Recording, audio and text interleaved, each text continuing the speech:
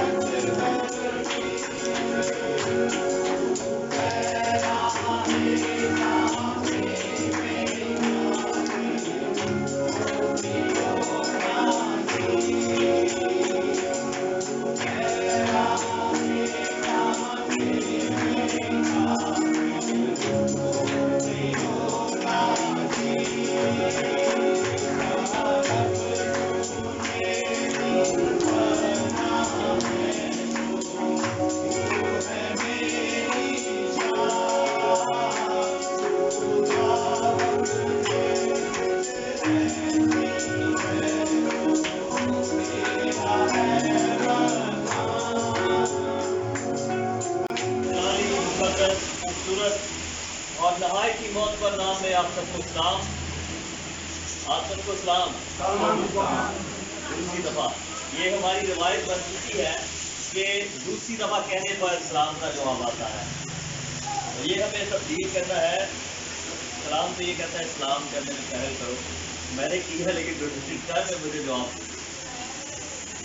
خدا کی شکر گزاری کرتے ہیں کہ خدا نے آج ہمیں یہاں پر جمع کیا ہے، اور اس کا ایک خاص مقصد ہے کہ ہم غم کو نہیں بلکہ خدا کی تسلی کو اپنے اندر لیں، خدا کی اس برکت کو اپنے اندر لیں اور اس انتظام کو اپنی زندگی میں قبول کریں جو خدا نے انسان کے لیے مقرر کیا۔ انسان جو اس دنیا میں آیا ہے اس نے جانا ہے، اور بعض دفعہ ہم اس بات کو قبول نہیں کر رہے ہوتے، اور پچھلے دنوں میں بھی اس غم میں سے گزرا ہوں۔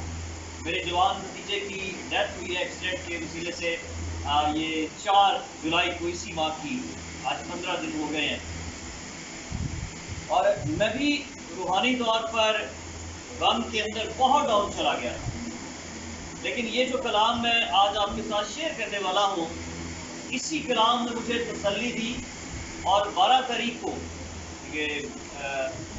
پچھلے سنڈے میں نے اس کلام کو اپنے چرچ میں شیئر کیا، تو تسلی ملی، تو میں نے خدا کی اس قدرت کو دوسروں کے ساتھ شیئر کیا جس نے مجھے اٹھا کھڑا کیا۔ تو آئے ہم خدا کی کلام میں سے دیکھیں گے یسایہ نبی کا صحیفہ اس کا 64واں باب اور اس کی 8ویں آیت۔ یسایہ نبی کا صحیفہ اس کا 64واں باب اور 8ویں آیت خداوند کے کلام میں یوں مرقوم ہے، تو بھی اے خداوند تو ہمارا باپ ہے، ہم مٹی ہیں اور تو ہمارا کمہار ہے، اور ہم سب کے سب تیری دستکاری ہیں۔ کلام حق کا پڑھا سنا جانا ہم سبوں کے لیے باعث برکت ہو۔ میرے عزیزو، یہاں پر یسایہ نبی یہ بات کہتا ہے کہ تو بھی اے خداوند۔ اب یہ اس آیت کے 3 حصے ہیں۔ پہلے حصے میں خداوند کو کہتا ہے، دوسرے حصے میں باپ کہہ کر مخاطب کرتا ہے، اور تیسرے حصے میں انسان کی ذات کو بیان کرتا ہے۔ اور خدا جو آسمان، زمین، چرند پرند اور انسان کا خالق ہے، وہ اس کی تخلیق کے متعلق بیان کرتا ہے۔ وہ یہ کہتا ہے تو بھی ہے خداوند۔ خداوند کا لفظی مطلب ہے مالک۔ کہتا ہے کہ خداوند تو مالک ہے، تو ہم سب پر قادر ہے، تو قدرت سے، کمال سے، حشمت سے بھرا ہوا خدا ہے۔ اور اگلا جو حصہ ہے اس میں وہ ایک رشتہ قائم کرتا ہے، اور وہ کہتا ہے تو ہمارا باپ ہے۔ اگر ہم پرانے عہد نامے کا مطالعہ کریں تو پرانے عہد نامے میں خدا باپ کے طور پر ایک مبہم سا ایک تصور ملتا ہے، ایک ہلکا سا تصور ملتا ہے۔ وہ خداوند نے کہا کہ اسرائیل میرا پہلوٹھا ہے، اور اس لحاظ سے خدا اسرائیل کو بیٹا اور اپنے آپ کو باپ کہتا ہے۔ اور یہاں پر جب ہم پڑھتے ہیں یہاں پر بھی باپ کا تذکرہ ہے، ملاکی کے صحیفے میں بھی باپ کا تذکرہ موجود ہے۔ لیکن جب ہم نئے عہد نامے میں آتے ہیں تو وہاں پر ہم دیکھتے ہیں کہ خداوند یسوع مسیح کے سبب سے باپ کی ذات کا اظہار ہوا ہے۔ اور یوحنا یہ کہتا ہے کہ خدا کو کسی نے کبھی نہیں دیکھا، خدا کو کسی نے کبھی نہیں دیکھا، اکلوتا بیٹا جو باپ کی گود میں ہے اسی نے ظاہر کیا۔ یعنی کہ خداوند یسوع مسیح باپ کی ذات کا اظہار ہے۔ عبرانیوں کا مصنف کہتا ہے کہ وہ خدا کے جلال کا پرتو ہے اور اس کی ذات کا نقش ہے۔ اور مسیح خداوند نے کہا جس نے مجھے دیکھا اس نے باپ کو دیکھا، میں باپ میں اور باپ مجھ میں۔ یہ باتیں ہیں کہ خداوند یسوع مسیح باپ کا اظہار کرتے ہیں، باپ کو بیان کرتے ہیں۔ اور ہم جب چاروں اناجیل کا مطالعہ کرتے ہیں تو مسیح خداوند نے جب بھی خدا کو مخاطب کیا انہوں نے باپ بھی کہہ کر مخاطب کیا۔ اور اگلا جو حصہ ہے اس آیت کا وہ یہ ہے کہ ہم مٹی ہیں، اور یسایہ نبی اس آیت کے وسیلے سے، اس بات کے وسیلے سے ہمیں ابتدا کے اندر لے جاتا ہے۔ اور ابتدا کیا ہے کہ خدا نے ہر ایک چیز کو اپنے منہ کے کلام سے بنایا، خلق کیا، ان کو تخلیق بخشی۔ لیکن جب انسان کی باری آئی اور اس نے کہا کہ میں اس زمین پر انسان کو بناؤں، تو اس نے مٹی لی اور اس کے ہاتھ اور انگلیوں نے جنبش کی اور انسان کو بنایا۔ تو یہ خدا کے ہاتھ کی کاراگری ہے انسان جو ہے، اسی لیے وہ کہتا ہے کہ ہم سب کے سب تیری دستکاری ہیں، تو ہمارا کمہار ہے۔ اور میں چرچ میں یہ بیان کر رہا تھا کہ اگر کسی نے اپنی ذات کو دیکھنا ہے، انالیسس کرنا ہے، تو اس جگہ پر جائے جہاں پر کمہار مٹی کے برتن بناتے ہیں۔ یرمیہ کو بھی کہا گیا کہ تو جا کمہار کے گھر میں جا اور وہ کس طرح برتن بناتا ہے وہ دیکھ۔ اگر آپ جائیں تو ایک سائڈ پر مٹی پڑی ہوگی جو را مٹیریل ہے، اس کی کوئی شیپ نہیں ہے۔ اس سے اگلے درجے پر جائیں تو مٹی کو گوندا ہوا آپ دیکھیں گے، پانی سے اس کو گوندا گیا ہے۔ اور تیسرے سٹیپ پر جب چلے جائیں تو آپ دیکھیں گے وہاں پر چاک پڑا ہوا ہے، ایک پہیا موجود ہے، اور اس کے اوپر تھوڑی سی مٹی رکھی جاتی ہے، اور جو دیکھنے والا ہے اس کے ذہن میں کوئی ایسی چیز نہیں ہوتی کہ یہ اس سے کیا بنے گا، کیونکہ اس کی کوئی شیپ نہیں ہے، اس کی کوئی ترتیب نہیں ہے۔ لیکن خالق جانتا ہے، جو بنانے والا ہے وہ جانتا ہے کہ میں نے اس سے کیا بنانا ہے، میں نے سراہی بنانی ہے، میں نے گلاس بنانا ہے، یا کوئی اور چیز بنانی، وہ اس کے ذہن میں ہے۔ تو میرے عزیزو، خدا کے ذہن میں یہ تھا کہ میں نے انسان کو بنانا ہے، تو اس نے انسان کو بنایا، اپنے ہاتھوں سے بنایا۔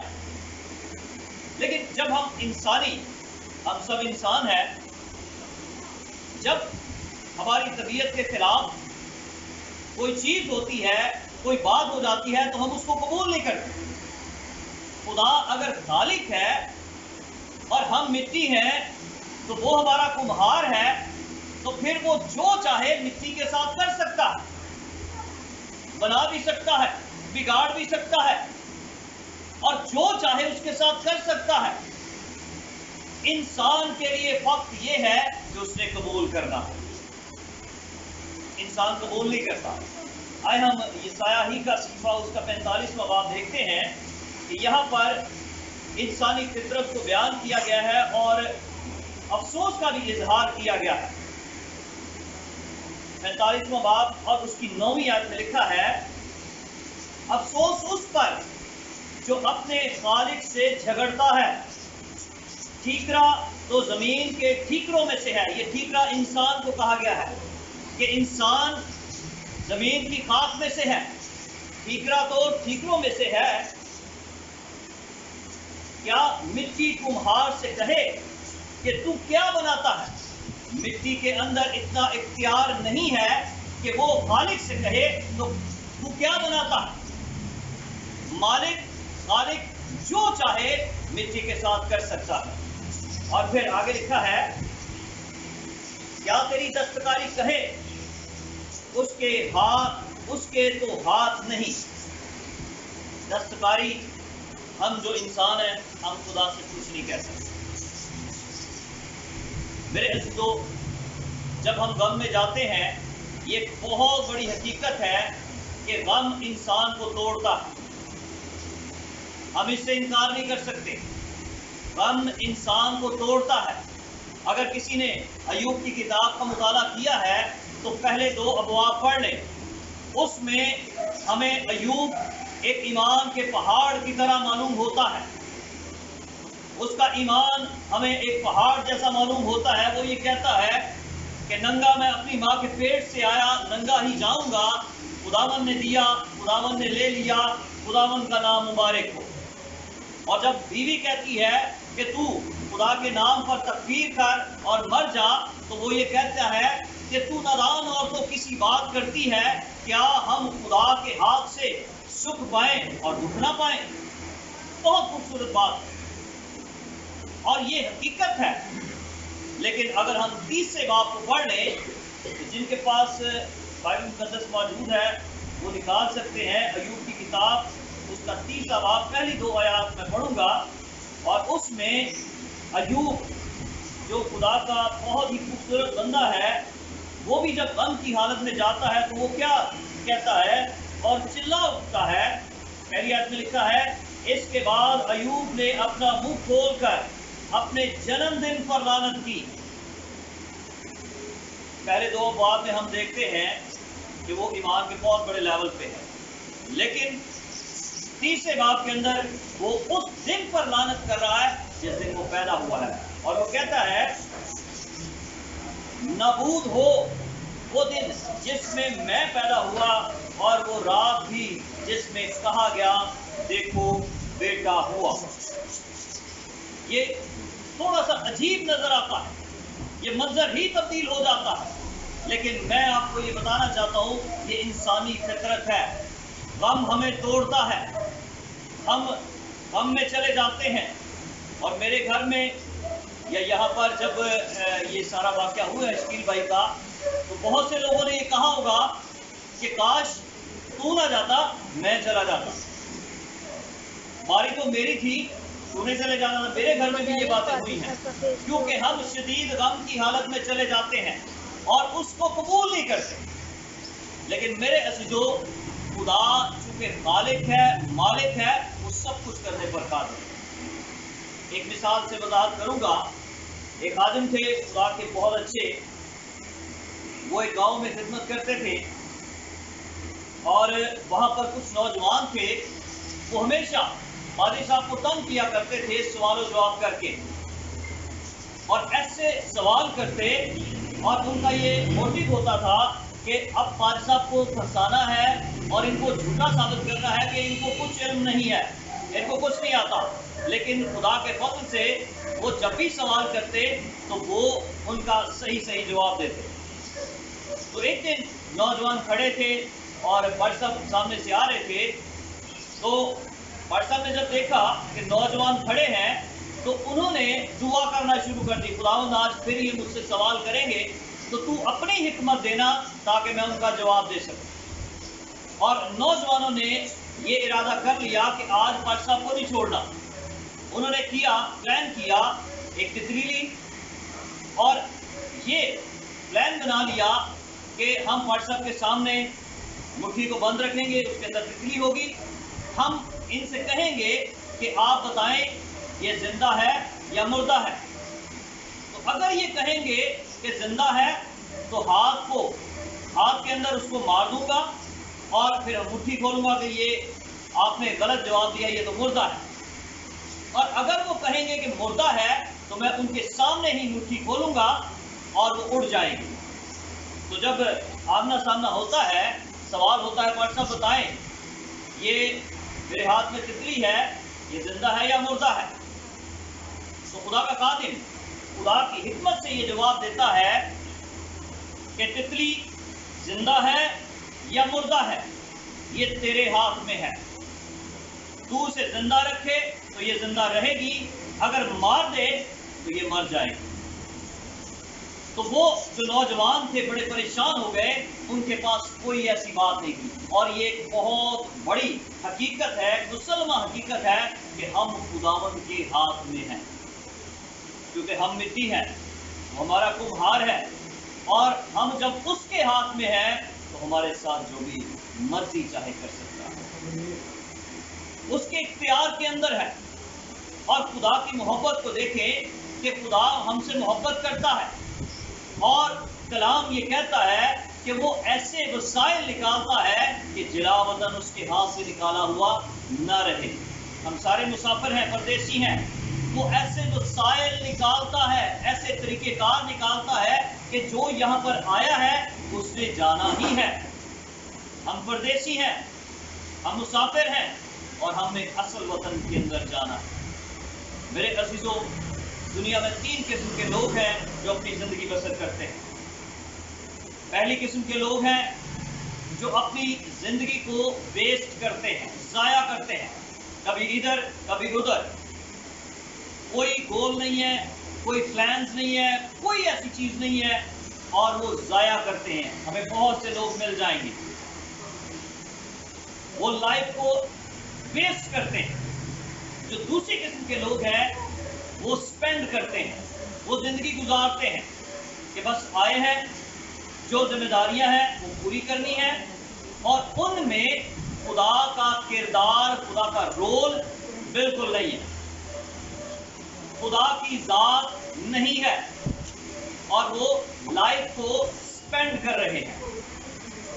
لیکن جو تیسری قسم کے لوگ ہیں وہ لائف کو انویسٹ کرتے ہیں, اور انویسٹ کا مطلب ہے سرمایہ کاری کرنا. دنیا کے اندر جو بھی لوگ ہیں جو سرمایہ کرتے ہیں, سرمایہ کاری کرتے ہیں, وہ کوئی بھی ایسی جگہ پر اپنا پیسہ نہیں لگائیں گے جہاں پہ ان کو پروفٹ نہ آئے. پروفٹ آئے گا, دیکھیں گے سارے चीज़ों को, मार्केट को देखेंगे, फिर पैसा लगाएंगे ताकि उनको पैसा रिटर्न हो। तो जो लोग अपनी लाइफ को इन्वेस्ट करते हैं उनके लिए मुनाफा मौजूद है। और वो मुनाफा क्या? इस राज पर से पौलुस रसूल पर्दा उठाता है। वो ये कहता है कि जीना मेरे लिए मसीह है और मरना नफा। वो क्या कहता है कि जीना मेरे लिए मसीह है और मरना नफा। मरना कैसे नफा हो सकता है? एक खानदान का फर्ज चला जाता है, एक जिंदगी माइनस हो जाती है, ये नफा नहीं है। लेकिन उस जिंदगी के लिए जिसने यहाँ पर रहकर अपनी जात को, अपनी जिंदगी को खुदावंद यीशु मसीह में इन्वेस्ट किया है, उसके लिए नफा मौजूद है। और पौलुस रसूल ये बात कहता है कि मैं निशान की तरफ दौड़े चला जाता हूँ, मैंने ईमान की अच्छी कुश्ती लड़ी है। और मेरे लिए वो बड़े एतमाद के साथ कहता है, क्योंकि उसको नफा नजर आ रहा है। वो ये कहता है कि मेरे लिए एक सेहरा, एक ताज मौजूद है जो मुरझाने का नहीं। मेरे अजीजों, जब हमारे प्यारे इस दुनिया से चले जाते हैं, मुंतकिल हो जाते हैं, गम और परेशानी आती है। मैं भी रिसेंटली इसमें से गुजरा हूँ। और ये जो गम है ये हमें तोड़ता जरूर है, लेकिन खुदावंद का कलाम हमें तसल्ली देता है। और खुदावंद का कलाम किस तरह तसल्ली देता है, हम मुकाशफा की किताब के अंदर चलेंगे और उसके 14वें बाब की 13वीं आयत को देखेंगे। मुकाशफा 14वां बाब और उसकी 13वीं आयत में लिखा है, फिर मैंने आसमान से ये आवाज सुनी कि लिख, मुबारक है वो मुर्दे जो अब से खुदावंद में मरते हैं। रूह फरमाता है, बेशक, क्योंकि वो अपनी मेहनतों से आराम पाएंगे और उनके अमाल उनके साथ साथ होते हैं। Praise the Lord. ये है इन्वेस्टमेंट, कि यहाँ पर जो इन्वेस्टमेंट की है उसी की वजह से वहाँ पर वो आराम पाएंगे और उनके अमाल उनके साथ साथ होते हैं। कोई चीज़ यहाँ से हमने लेकर नहीं जानी, बल्कि दुनिया के बहुत बड़े फाते ने ये कह दिया था कि जब मैं मरूं तो मेरे हाथ कब्र में से बाहर रखना। और ये इस बात की दलील होगी कि मैं जब इस दुनिया से जा रहा हूँ, पूरी दुनिया को मैंने पता किया है, लेकिन खाली हाथ जा रहा हूँ। मेरे अजीजों, जो हम लेकर जा सकते हैं वो हमारी इस दुनिया में इन्वेस्टमेंट है। ये आज जो नौजवान बैठे हैं ये उनके लिए और हम सब के लिए एक चैलेंज है कि हम पहली कैटेगरी में आते हैं, लाइफ को वेस्ट करते हैं, ज़ाया करते हैं, या दूसरी कैटेगरी में आते हैं, लाइफ को स्पेंड करते हैं कि अपनी जिम्मेदारियों में लगे हुए हैं और खुदावंद की तरफ ध्यान नहीं है। और तीसरी कैटेगरी ये है कि क्या हम अपनी लाइफ को इन्वेस्ट कर रहे हैं। ये सोचने, ख्याल करने और देखने की जरूरत है। स्टील के लिए हम उनकी लाइफ के लिए शुक्रगुजारी करते हैं कि उन्होंने इन्वेस्टमेंट की है, खुदावंद के लिए कुछ काम किया। और जो काम करते हैं वो मुबारक हाली में चले जाते हैं, लेकिन मुबारक है वो मुर्दे जो अब से खुदावंद में मरते हैं। जो खुदावंद में मरते हैं उनके लिए मुबारक हाली। और खुदावंद के बंदा ने अपनी लाइफ को इन्वेस्ट किया। हम उनकी लाइफ के लिए शुक्रगुजारी करेंगे।